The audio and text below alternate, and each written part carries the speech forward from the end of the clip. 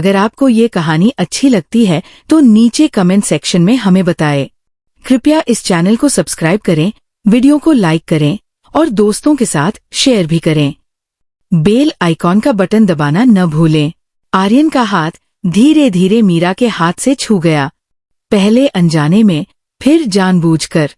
मीरा ने हाथ पीछे नहीं खींचा। उसने हल्के से अपनी उंगलियां आर्यन की उंगलियों में पिरो दी। ये कोई बड़ा इजहार नहीं था, पर दोनों के दिलों में ज्वार भाटा सा उठ गया। स्पर्श का ये छोटा सा पल उनके बीच की दूरी को मिटा रहा था। मीरा ने फुसफुसाकर कहा, कभी कभी शब्द जरूरी नहीं होते, बस एक स्पर्श सब कह देता है। आर्यन का दिल जोरों से धड़कने लगा। उसने उस हाथ को कसकर थाम लिया। बारिश अब थोड़ी धीमी हो गई थी। समंदर पर धुंध सी छाने लगी थी। दोनों अभी भी छाते के नीचे थे, मगर अब उन्हें छाते की परवाह नहीं थी। वे एक दूसरे के इतने करीब थे कि बारिश की बूंदें उन पर गिरी भी तो मायने नहीं रखती। मीरा ने अपना सिर आर्यन के कंधे पर टिका दिया। उसकी सांसें आर्यन की सांसों से मिल रही थीं। आर्यन ने धीरे से उसके गीले बालों को सहलाया।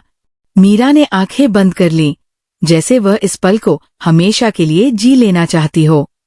उस क्षण दोनों के बीच न कोई वादा था, न कोई भविष्य की चिंता, बस उस पल की गहराई थी। मीरा ने आंखें खोलीं और आर्यन की ओर देखा। उसकी आंखों में हल्की सी नमी थी, शायद बारिश की बूंदें, शायद कुछ और। आर्यन ने उसके चेहरे को अपनी हथेली में लिया। उसके होठों ने कुछ नहीं कहा, पर उसकी आंखों ने सब बयां कर दिया। मीरा ने होंठ काटते हुए धीमे स्वर में कहा, ये पल मुझे डराता भी है और खींचता भी। आर्यन ने उसके माथे पर एक हल्का सा चुंबन दिया। मत डरो, कभी कभी सबसे खूबसूरत चीजें वहीं से शुरू होती है जहां हमें सबसे ज्यादा डर लगता है। बारिश थम चुकी थी। आसमान में एक हल्का इंद्रधनुष उभर आया था। दोनों अब भी हाथ पकड़े बैठे थे। न कोई जल्दबाजी, न कोई अधीरता, सिर्फ यह एहसास कि वे दोनों अब पहले जैसे अजनबी नहीं रहे। छाते के नीचे हुआ वो पहला स्पर्श उनके रिश्ते की नींव बन चुका था। आर्यन ने मन ही मन महसूस किया कि उसका खालीपन धीरे धीरे भरने लगा है। मीरा ने भी अपने दिल में एक नया रंग खिलता पाया। समंदर अब भी गा रहा था, लेकिन उसकी लहरों में अब उनके दिलों की धड़कनें भी शामिल हो चुकी थी। रात का समय था। आकाश में पूरा चांद चमक रहा था। उसकी चांदनी समंदर की लहरों पर ऐसे बिखरी थी, मानो किसी ने चांदी की चादर ओढ़ा दी हो। हवा में हल्की ठंडक थी और नारियल के पेड़ों से छनती हवा एक रहस्यमयी सरगम-सी बना रही थी। मीरा ने आर्यन को एक छोटे से रास्ते पर चलने का इशारा किया। दोनों ने चप्पलें उतार दी और नंगे पांव रेत पर चलने लगे। क्या तुमने कभी रात में समुद्र को इतना करीब से महसूस किया है? मीरा ने पूछा। आर्यन ने सिर हिलाया। नहीं, दिन में तो कई बार देखा है, लेकिन आज लगता है जैसे ये समंदर सिर्फ हमारे लिए ही जगमगा रहा है। मीरा मुस्कराई और बिना कुछ कहे उसकी ओर बढ़ गई। उसने अपना कैमरा झोपड़ी में ही छोड़ दिया था। आज वो तस्वीरें कैद नहीं करना चाहती थी, वह सिर्फ जीना चाहती थी। मीरा अचानक समुद्र की ओर भागी और लहरों में उतर गई। उसकी हंसी गूंज उठी। आओ न, डरते क्यों हो? उसने पुकारा। आर्यन हिचकिचाया। रात का समंदर, ठंडी हवा और अंधेरे का रहस्य सब मिलकर उसे रोक रहे थे। लेकिन फिर उसने मीरा की चमकती आंखों को देखा। उसमें एक नशा था, एक खिंचाव। वह भी पानी में उतर गया। ठंडा पानी उसके शरीर को छूते ही जैसे उसके भीतर बिजली दौड़ गई। मीरा पानी में तैर रही थी। चांदनी उसकी त्वचा पर ऐसे पड़ रही थी जैसे वह समंदर की अप्सरा हो। उसकी हंसी लहरों में घुल रही थी। आर्यन उसके पास गया। पानी की लहरें दोनों के शरीर को एक दूसरे से सटा रही थी। एक बड़ी लहर आई और मीरा का संतुलन बिगड़ गया। वह सीधा आर्यन की बाहों में आ गिरी। आर्यन ने उसे कसकर थाम लिया। मीरा की सांसें तेज थी, उसका चेहरा आर्यन के बिल्कुल करीब। पानी की ठंडी बूंदें उनकी त्वचा पर मोतियों की तरह चमक रही थी। मीरा ने उसकी आंखों में देखा। क्या तुम जानते हो इस समंदर की सबसे बड़ी खूबी क्या है? क्या? आर्यन ने धीमे स्वर में पूछा। ये हमें डराता है और साथ ही हमें अपनी बाहों में समेट लेता है, बिल्कुल वैसे ही जैसे प्यार। उसके शब्दों के साथ ही आर्यन ने उसकी ठंडी हथेली को थाम लिया। दोनों धीरे धीरे लहरों के साथ बहते रहे। समंदर के बीच खड़े दोनों के बीच खामोशी थी, लेकिन वो खामोशी भारी नहीं बल्कि बेहद गहरी थी। मीरा ने धीरे से अपना चेहरा उसके कंधे पर रख दिया। उसकी सांसें आर्यन की त्वचा को छू रही थी। आर्यन ने उसकी पीठ पर हाथ रखा और उसकी नमी को महसूस किया। यह स्पर्श किसी आग की तरह था। पानी के बीच भी भीतर एक जलन सी पैदा कर रहा था। मीरा ने हल्के से कहा, तुम्हें पता है, कभी कभी लगता है कि ये समंदर हमारे रहस्यों को अपने भीतर छुपा लेता है।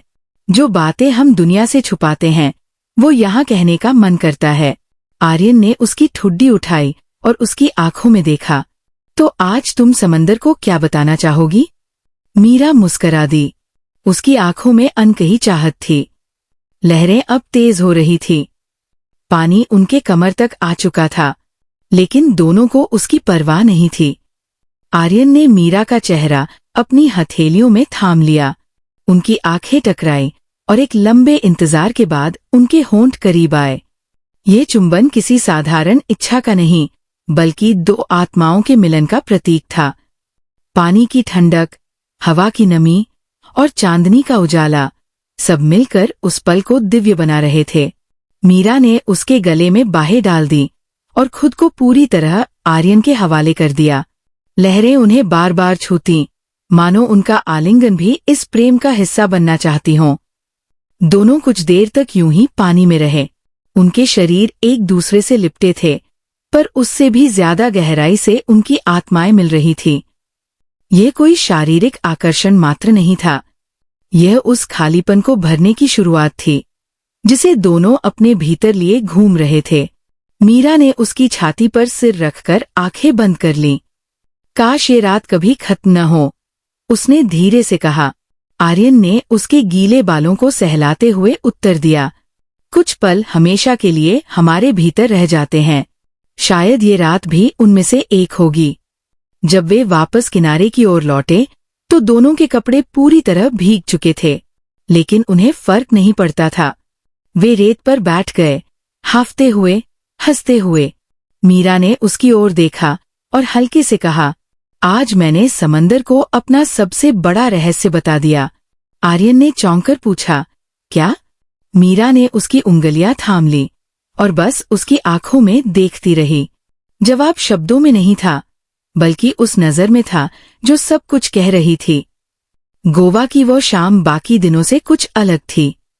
समंदर पर डूबते सूरज की सुनहरी परछाइयां पूरे आसमान को जैसे गुलाबी और नारंगी रंगों से भर रही थी। हल्की ठंडी हवा चल रही थी और दूर दूर तक लहरों की आवाज उस शाम को और भी जादुई बना रही थी। आर्यन के लिए ये शाम खास थी क्योंकि पहली बार मीरा ने उसे अपने घर आने का न्योता दिया था। मीरा का घर गोवा के एक पुराने पुर्तगाली मोहल्ले में था। लाल टाइलों की छत, नीली खिड़कियों पर सफेद पर्दे और बाहर बोगनवेलिया के फूलों की लटकती बेल। घर का हर कोना मीरा की तरह ही जीवंत और आकर्षक था। जैसे ही आर्यन अंदर आया, उसे हल्की लैवेंडर की खुशबू ने घेर लिया। लिविंग रूम में दीवारों पर मीरा की खींची तस्वीरें टंगी थीं। समंदर की लहरें, गांव की औरतें, चर्च की घंटियां और बच्चों की खिलखिलाहट, हर तस्वीर में जिंदगी धड़क रही थी। मीरा ने मुस्कुराते हुए कहा, ये मेरा छोटा सा संसार है, कैसा लगा तुम्हें? आर्यन ने चारों तरफ देखा और धीमे स्वर में बोला, तुम्हारा घर नहीं, तुम्हारा दिल बोल रहा है यहाँ की हर चीज में। मीरा उसकी आंखों में देखती रही। वह चाहती तो कुछ कह सकती थी, लेकिन उस पल उसकी खामोश मुस्कान ही बहुत कुछ कह रही थी। डाइनिंग टेबल पर 2 प्लेटें सज चुकी थी। मोमबत्तियों की हल्की रोशनी पूरे कमरे को सुनहरी बना रही थी। बैकग्राउंड में धीमा जैज बज रहा था। आज मैंने तुम्हारे लिए गोअन प्रॉन करी बनाई है, मीरा ने थाली परोसते हुए कहा। आर्यन ने मुस्कुराकर कहा, तो इसका मतलब है कि आज मेरी भूख सिर्फ खाने की नहीं होगी। मीरा ने हल्का सा हंसते हुए उसकी ओर देखा। तुम्हारी नजरें बताती है कि तुम्हें भूख कुछ और भी है। उनकी आंखों की बातचीत टेबल पर रखे खाने से कहीं ज्यादा गर्म हो चुकी थी। हर बाइट के बीच उनके हाथ कभी कभी टकरा जाते और दोनों चुपचाप मुस्कुराते। डिनर के बाद मीरा वाइन की बोतल लेकर आई। दोनों सोफे पर बैठ गए। मीरा ने वाइन ग्लास उठाते हुए कहा, आज की शाम हमारी है। आर्यन ने उसका ग्लास अपने ग्लास से टकराया और बोला, हाँ, सिर्फ हमारी। धीरे धीरे वाइन का असर चढ़ता गया। बातचीत हल्की और हंसी से भरी थी, लेकिन उनके बीच की दूरी अब लगातार कम हो रही थी। आर्यन ने मीरा का चेहरा गौर से देखा। उसकी आंखों में चमक थी, होठों पर नमी और गालों पर हल्की लाली। मीरा, तुम जानती हो कि मैं तुम्हें देखता हूँ तो बाकी सब धुंधला हो जाता है। मीरा ने ग्लास नीचे रखा और उसकी ओर झुककर बोली, और मैं जब तुम्हारी आंखों में झांकती हूँ तो खुद को देखती हूँ। उस वक्त दोनों के बीच की खामोशी शब्दों से कहीं ज्यादा कह रही थी।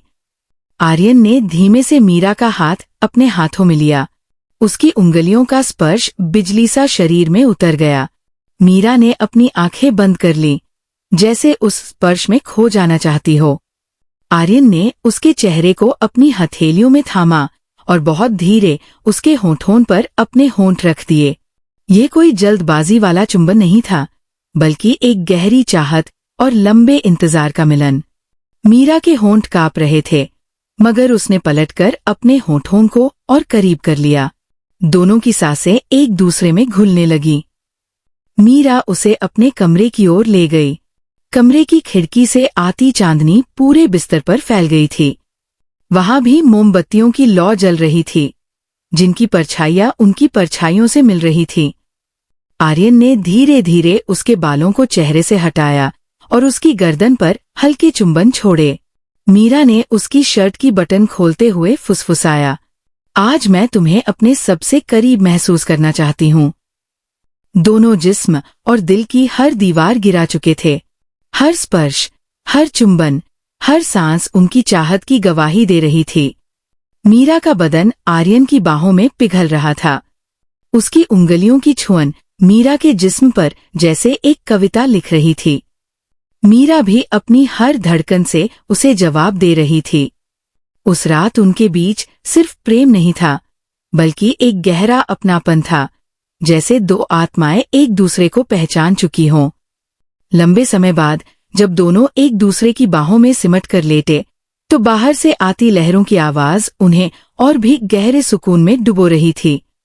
मीरा ने उसकी छाती पर सिर रखकर धीरे से कहा, आर्यन, अगर ये सपना है तो मैं कभी जागना नहीं चाहती।